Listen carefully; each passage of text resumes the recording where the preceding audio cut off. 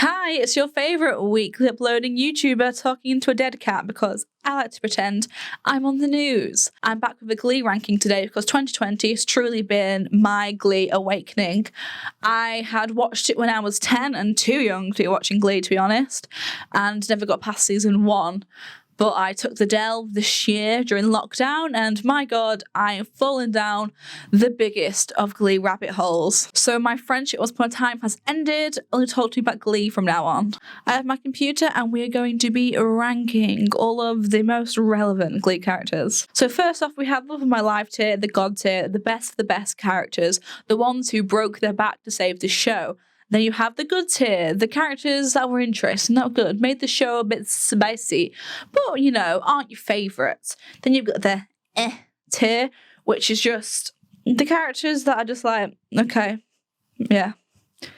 Then you have I Forgot That You Existed by Miss Taylor Swift herself. These self-explanatory, really, characters that I literally forgot existed. And then we have the bottom tier, which is Mr. Schuster, and that's just the worst of the worst. You're a war criminal, please stop it. So let's kick it off with the character everyone loves to hate, and that is Miss Rachel Berry. Rachel is a character that has no morals, but she's got a heck of a singing voice. The only likable thing about her was Finchel, but I will admit, while Rachel is the worst of the worst, she is interesting. She is unintentionally funny, and without Rachel, Glee would not be as half as interesting, and for that, she is going in the good tier. Thank you very much, Rachel Berry, for your service. If we stick in the realm of Finchel, we've got Finn next, and with Finn, I quite liked Finn. Although he didn't have a lot to do at the beginning of Glee, really, apart from stand there and look awkward. His one-liners are the absolute best thing about season 1, and he was really starting to find his way in season 2, and I just is very sad. And I love him, and honestly, he made Rachel Berry. I think my favourite Finchel scene is where you can really see that Finn is finding himself outside of Glee, and he's like, I love Rachel, she'll be my wife. She isn't ready for it now, and I will wait for you. And it's the scene at the wedding where he's got the flower and he's drunk, and he's like, she loves me not, and it's just iconic. That scene just makes me go, ah! And brilliant. And for that, he can go in good. Just a beautiful character, has so much potential, and I quite liked what they did with him, because clearly they had no what to do with him outside of high school, but the little idea of having him coach Glee was quite cute to keep him there, and it's all very sad. So let's move on before we get emotional. And to stick with the original Glee members, we have Tina. Tina is hard because she does nothing. Great voice, nothing character, to be honest. I really like the actress, but this is not about the actors. This is about these trash characters. So for that reason alone, she can go in. Kurt Hummel, absolute star of the show, beautiful character. Need I say more about Kurt Hummel? Love of my life. He single-handedly just carried that show. He did everything for that show and more.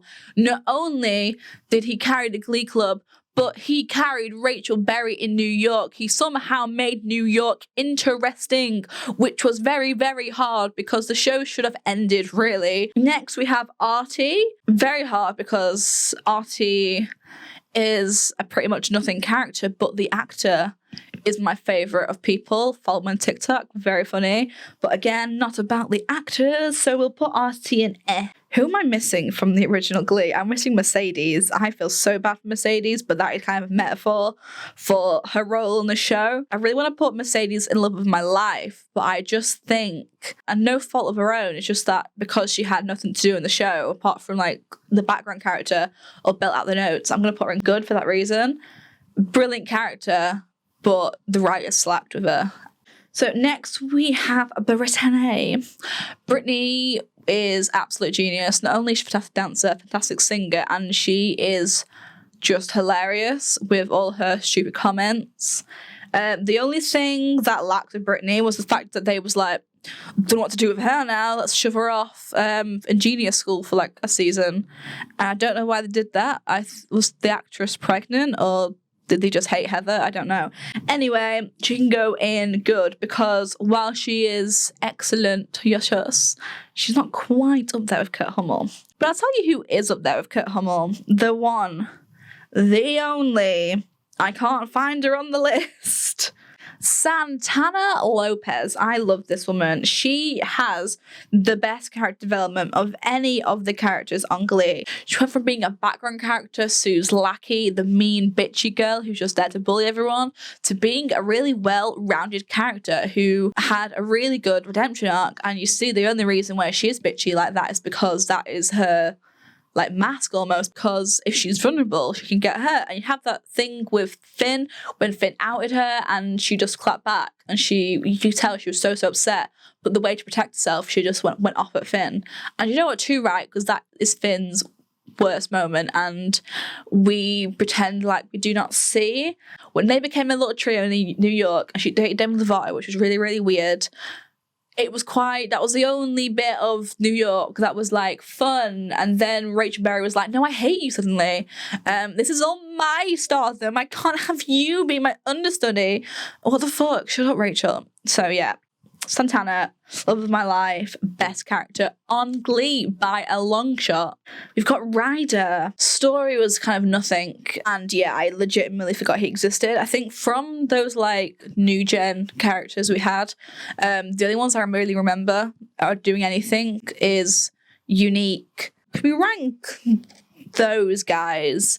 I think the writers were having a bit of a breakdown and then realised it didn't work as well, but for some reason they just wrote them in and then wrote them out as quickly as they came and went. I was just like, right, why did I bother even pretending to care about them if you were going to literally send them to a different school and keep but one character? What was the point?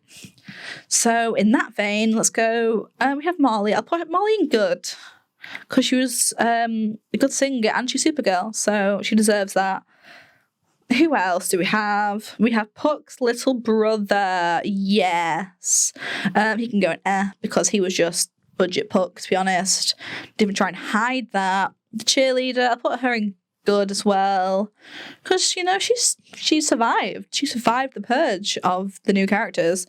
Unique can go in good. And, oh my god, the fact that the twerking episode even exists is... what on earth? Will Schuster refused to stop underage children shaking their fucking asses off, even when, if they stopped, Unique could get a key to the unisex bathroom. He was like, no. I support trans rights only when it does not interfere with me sexualizing my children. Go to therapy, please.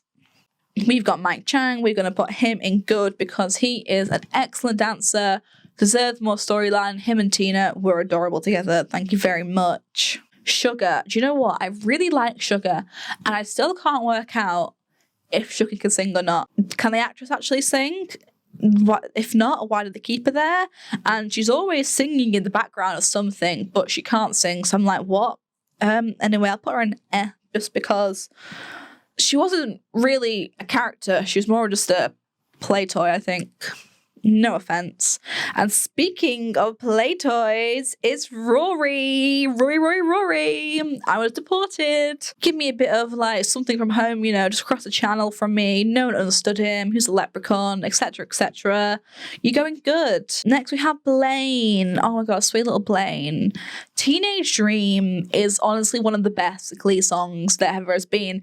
In fact, I listened to Blaine's cover of Teenage Dream before I even watched the season where Blaine was in, so that shows how good it is.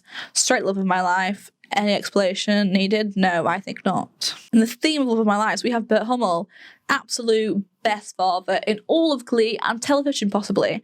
So he can go straight love of my life. Any character that needed a dad, he was there. Even if he didn't know them, he was like straight up, right, here's a dad talk. And I appreciate that from him. Right, we have Quinn. I really like Quinn, despite the fact that they did everything in their nature to try and get rid of this woman.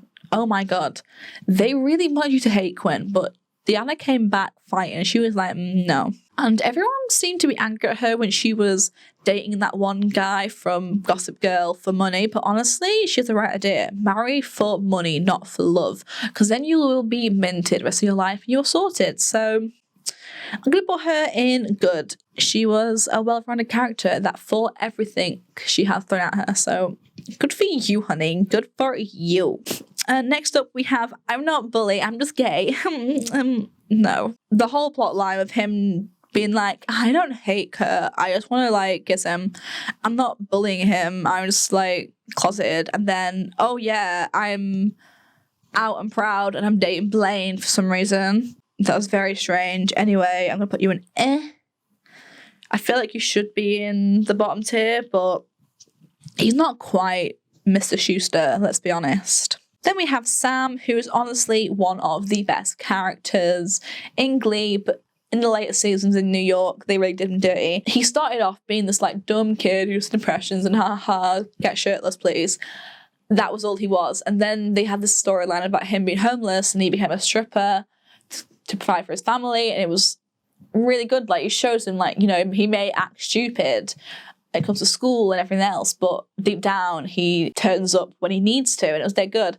And it's a really interesting side to Sam. And then they went back to New York and he was just like, I'm stupid again, ha ha ha, lol. I'm like, anyway, him and Mercedes should have been endgame, and the fact that the whole reason they didn't have them be endgame is because she wanted to wait till marriage was a stupid excuse, and they deserve each other. Then we have Puck. Season 1, it was sort of interesting. The rest of the seasons, they had no idea what to do with them, clearly. So he was just like, I'm a womanizer. I bang your mum.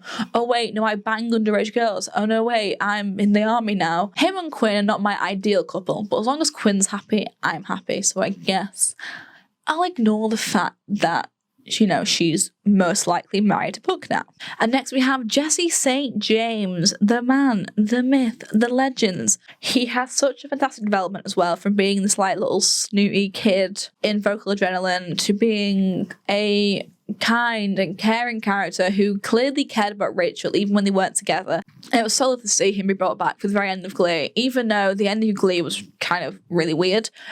I did like the fact that Rachel ended up with Jesse, because if Finn wasn't an option, it was always Jesse who was like my second choice for her. So straight up to the top for you, Jesse. And then we are left with 3 of the teachers. We have the swimming Olympian, who, oh God, I forgot you existed, honey. I'm sorry. And we have Sue Sylvester. While she may not be the most ethical of teacher, she was always right, to be honest. For that reason alone, she can go in good. She's not quite love of my life, but now that I look back on Glee, I'm like, no, yeah, she was right, and you should have called the cops. And finally, we have William Schuster, the man of crimes. Please stay away from my children. I will call the police. Do I have to say more? This man is a war criminal, and he has ruined the Grinch for generations. For that, he can go at the bottom in Mr. Schuster. I think that is a quite well-adjusted list, to be honest. We've got our top babies. We've got Kurt, Santana, Jesse, Blaine, Bert, and Sam in the top. And then the very, very bottom, we have Will. What more needs to be said? Clearly, all this is completely correct. And the fact that I'm yet to quote the iconic scene where Quinn and Santana have a fight is miraculous. But all I have to say is thank you very much for watching. I upload weekly, and by weekly I mean I don't know what time is, so shut the fuck up. Leave a like, subscribe, and last but not least, you have a surgery, get your appendix out. You had a boob job. Yep, sure I did. You can't hit me, sure I can.